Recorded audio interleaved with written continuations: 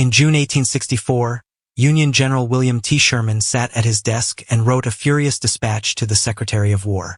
His massive army was pushing deep into Georgia, but their survival depended entirely on a single, fragile railroad line stretching hundreds of miles back to Tennessee. Confederate cavalry commander Nathan Bedford Forrest was systematically tearing that lifeline apart. Frustrated by these relentless raids and the recent, humiliating defeat of a superior Union force sent to stop him at Bryce's Crossroads, Sherman wrote, "That devil Forrest must be hunted down and killed if it costs 10,000 lives and bankrupts the federal treasury. Before we begin, hit that subscribe button to stand with a community that remembers history as it really was." With that said, let's continue. It is the sweltering early summer of 1864. The air inside General William Tecumseh Sherman's canvas command tent is thick with humidity and the stale stench of cigar smoke. Sherman is pacing. He is a man made of raw, nervous kinetic energy, but right now he is entirely consumed by a map spread across his camp table. He traces a single, thin black line on the paper. It is the Western and Atlantic Railroad. This single track of iron is the only thing keeping his 100,000 men alive as they push deep into the heart of Georgia. Every single bullet, every single cracker of hardtack, and every single bandage must travel down this fragile iron artery. Sherman is the ultimate military engineer. He views the war as a massive mathematical equation of logistics and supply. But there is a virus in his system, a glitch that refuses to be calculated. A telegraph operator rushes into the tent and hands Sherman a slip of paper. The wire has been cut again. Bridges are burning in Tennessee. Supply trains have been derailed and looted.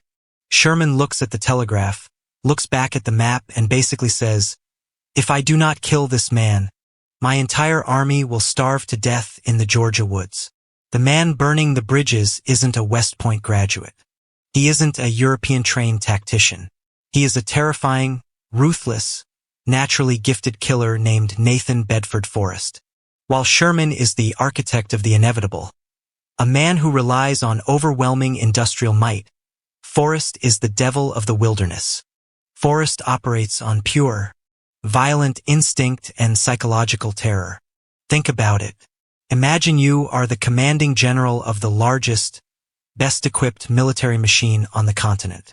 You can crush any army that stands in front of you.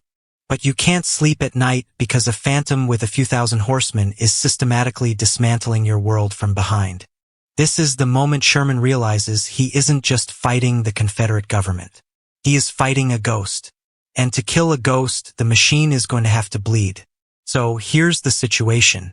To understand why Sherman was pushed to the absolute brink of his sanity, you have to understand exactly what kind of enemy Nathan Bedford Forrest was.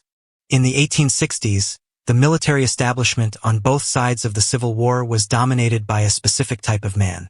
They were aristocratic, highly educated officers who had studied the Napoleonic Wars at West Point. They believed in the science of warfare, elaborate flanking maneuvers, gentlemen's agreements, and chivalric codes of honor. Nathan Bedford Forrest had absolutely zero formal military training. Before the war, he was a barely literate frontier brawler, a wealthy plantation owner, and a highly lucrative, brutal slave trader. When the war breaks out, Forrest enlists as a private and quickly raises his own cavalry battalion using his own money. He doesn't read military textbooks. He brings the ruthless, cutthroat mentality of the frontier directly onto the battlefield. He operates on one simple, terrifying philosophy. Get there first with the most men. But wait, it gets darker. Forrest isn't just a nuisance. He is viewed by the North as an absolute monster. In April 1864, just 2 months before Sherman writes his furious letter, Forrest's cavalry attacks a Union garrison at Fort Pillow in Tennessee. The fort is defended by a mix of white Union cavalry and black Union artillerymen. When the fort falls, Forrest's men do not take the black soldiers as prisoners. They slaughter them. They gun down surrendering black troops in cold blood, an atrocity that sends a shockwave of sheer horror and outrage across the northern states. Sherman is a cold pragmatist, but the Fort Pillow massacre changes the math. Forrest is no longer just a tactical problem. He is a moral outrage. The Northern press is screaming for vengeance. Congress is demanding blood. And then there is the logistical nightmare. Sherman is currently executing the Atlanta campaign. To keep his 100,000 men and 35,000 animals functioning, he requires 130 massive boxcars of food, ammunition, and forage to arrive every single day. If the trains stop for even a few days, his army starves. Forrest knows this. He understands that Sherman's army is like a deep-sea diver, and the railroad is his air hose. Forrest doesn't want to fight the diver. He just wants to step on the hose. Forrest moves his men with supernatural speed. He fights his cavalry dismounted, using them like highly mobile infantry. He hits a railroad depot, burns the trestle bridges, tears up the tracks, and vanishes into the swamps before the Union infantry can even lace up their boots to respond. Sherman realizes he has to permanently eliminate the threat. He handpicks a professional, experienced Union officer, General Samuel Sturgis, hands him 8,500 heavily armed men, and gives him a single, explicit order: hunt down Nathan Bedford Forrest, pin him against the wall, and destroy him. It is the morning of June 10, 1864. The heat in northern Mississippi is already oppressive, a heavy, suffocating blanket of humidity that makes it hard to breathe. General Samuel Sturgis is riding at the head of a massive, lumbering Union column. He has 8,500 men, a massive train of 250 supply wagons, and 22 pieces of heavy artillery. He is extremely confident. He outnumbers Forrest more than 2-1.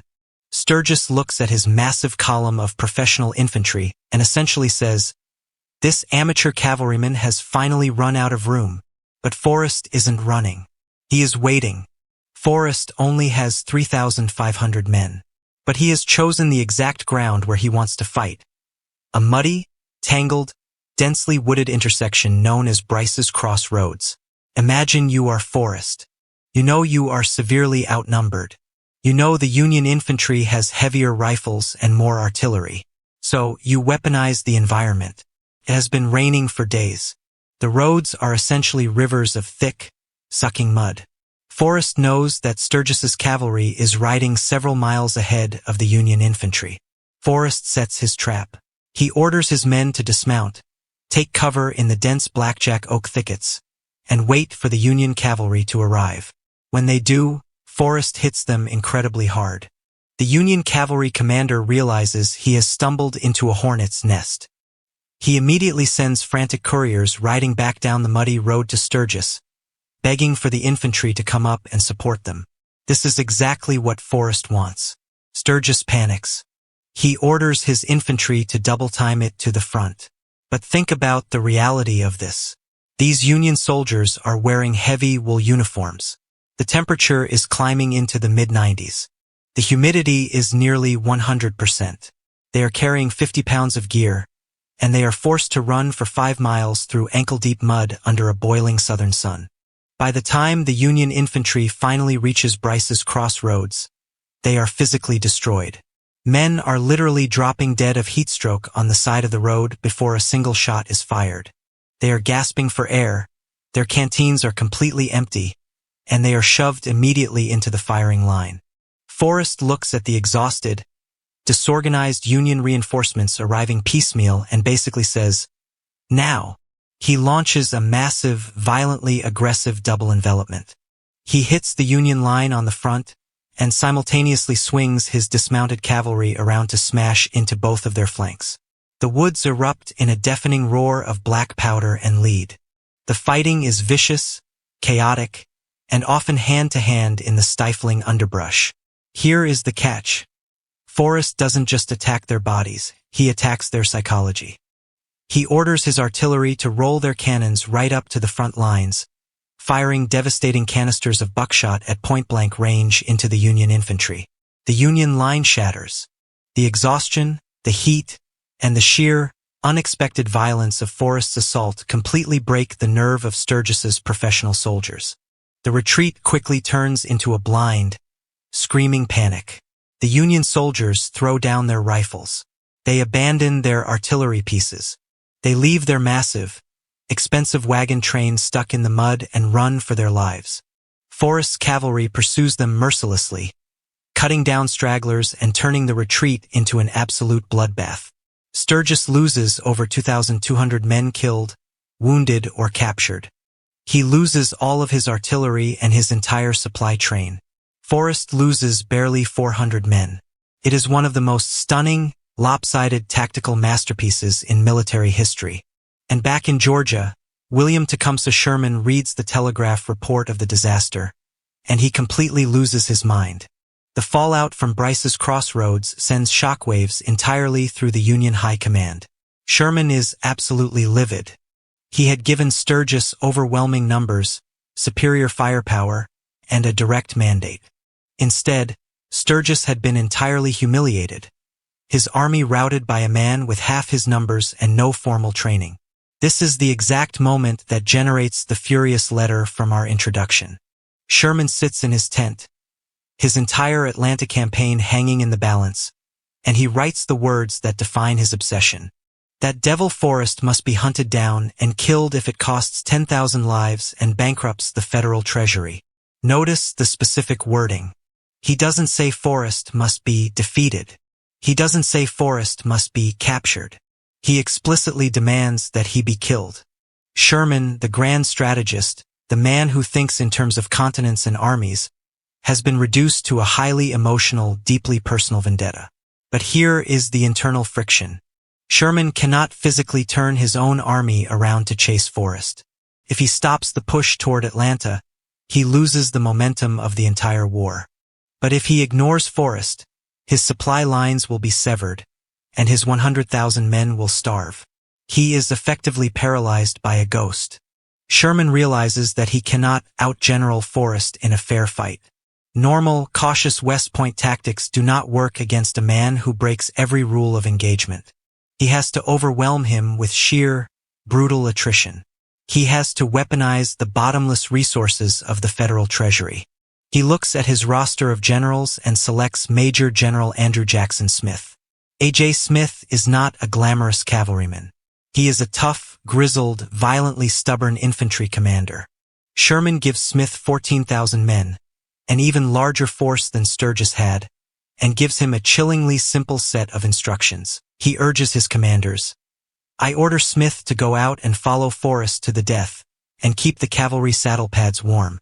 Do not worry about the cost. Do not worry about the wagons. Just kill the man.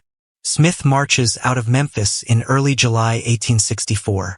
But Smith has read the reports from Bryce's Crossroads. He understands the trap. He knows Forrest wants him to string his army out on a muddy road, exhaust his infantry, and hit his flanks. So, Smith refuses to play the game. Imagine you are Forrest. You are shadowing this new, massive Union column. You send out skirmishers to bait them, hoping they will charge blindly into the woods. But Smith doesn't bite. Smith keeps his massive column tightly packed. When he stops for the night, he doesn't just pitch tents. He forces his men to immediately dig deep trenches and build massive breastworks out of logs and dirt. Smith basically looks at the Mississippi woods and says, I am not going to chase you. I am going to build a fortress, and I am going to make you bleed trying to take it. The psychological tension finally breaks in mid-July 1864, near a small Mississippi town called Tupelo. Smith has marched his massive army into a highly defensible position. He has formed his 14,000 men into a tight, heavily fortified semicircle, bristling with artillery. The Confederate forces have a serious problem. They only have about 8,000 men. By every rule of military logic, you do not launch a frontal assault against a numerically superior, heavily entrenched enemy. Nathan Bedford Forrest knows this. He looks at the Union breastworks and basically says, if we charge that, we are committing suicide. But Forrest isn't in charge. His superior officer, General Stephen D. Lee, has arrived and taken overall command of the field. Lee is desperate to smash this Union threat before it pushes deeper into the South's agricultural heartland. He overrules Forrest's vehement objections. He looks at the Union lines and gives the fatal order to attack. On July 14th, the Confederates charge. It is an absolute slaughter. The Union infantry, safely hidden behind their massive log breastworks, unleash a horrific, withering storm of lead. The Confederate charges are cut to pieces. For the first time, Forrest is forced to watch helplessly as his men are fed into a meat grinder of Union industrial firepower because of a tactical mistake he actively advised against. The Battle of Tupelo is a clear, undeniable defensive victory for the Union. A.J. Smith does what no other general has been able to do. He severely bloodies the Confederate forces. But here is the catch. The resolution is entirely hollow. Smith wins the battle, but he suffers a massive logistical failure of his own. His rations have spoiled in the sweltering Mississippi heat, and his artillery ammunition is running critically low. Instead of pursuing the Confederates and finishing the job as Sherman demanded, Smith is forced to turn his massive army around and begin a retreat back toward Memphis. Forrest sees the Union columns moving out the next day, July 15th, and he smells blood in the water. He immediately launches his men forward to harass the Union rear guard at a place called Old Town Creek. The fighting is chaotic, desperate, and up close. And in the middle of that swirling skirmish, a Union bullet finally finds its mark. Forrest is shot clean through the right foot. It is a painful, bloody wound that forces him to hand over command and leaves him temporarily incapacitated in a carriage. When the telegraph reaches Sherman back in Georgia, the reaction is a bitter mix of relief and profound frustration. His supply lines are temporarily safe, but he is fundamentally unsatisfied. He writes another letter, this one tinged with a dark, grudging reality. He basically says, "Smith has done well, but he didn't kill the devil. I fear he will heal, and we will have to do this all over again." And Sherman is right. Forrest does heal. He continues to raid, harass, and terrify Union outposts until the very last days of the war. But the true, historical resolution of this intense psychological rivalry isn't found in the mud of Mississippi. It is found in the ultimate evolution of Sherman's military philosophy. Think about the march to the sea. Why did Sherman ultimately decide to cut his telegraph wires, abandon his railroad, and march through Georgia without a supply line? Nathan Bedford Forrest was the ultimate terrifying proof of concept. Forrest proved, definitively, that a static 100-mile supply line stretching through enemy territory was an unsolvable equation. As long as Sherman relied on that iron umbilical cord, a predator like Forrest would eventually find a way to sever it. To defeat the South, Sherman realized he had to remove his own vulnerabilities. He had to become entirely self-sufficient. In a strange, twisted way, the devil of the wilderness helped force the architect of the inevitable to execute a completely new form of total war. Sherman abandoned his supply lines because Forrest proved they were impossible to defend indefinitely. Sherman ultimately won the war. He broke the back of the Confederacy, burned its infrastructure, and secured the victory that saved the United States. But years later, long after the cannons had gone silent and the smoke had cleared, William Tecumseh Sherman was asked by a reporter to evaluate the military talent of the Civil War. The man who had commanded hundreds of thousands of troops, who had fought alongside Ulysses S. Grant, and who had defeated the best generals the South had to offer, gave a surprising answer. He didn't name Robert E. Lee. He didn't name Stonewall Jackson. Sherman looked back on the nightmares of 1864, the severed telegraph lines, the burning bridges, and the sheer terror of the Mississippi woods, and he basically said, "After all is said and done, I think the most remarkable man our Civil War produced on either side was Nathan Bedford Forrest. He never caught him. He never killed him. And because of that, the ghost of the devil haunted his military calculations until the day he died."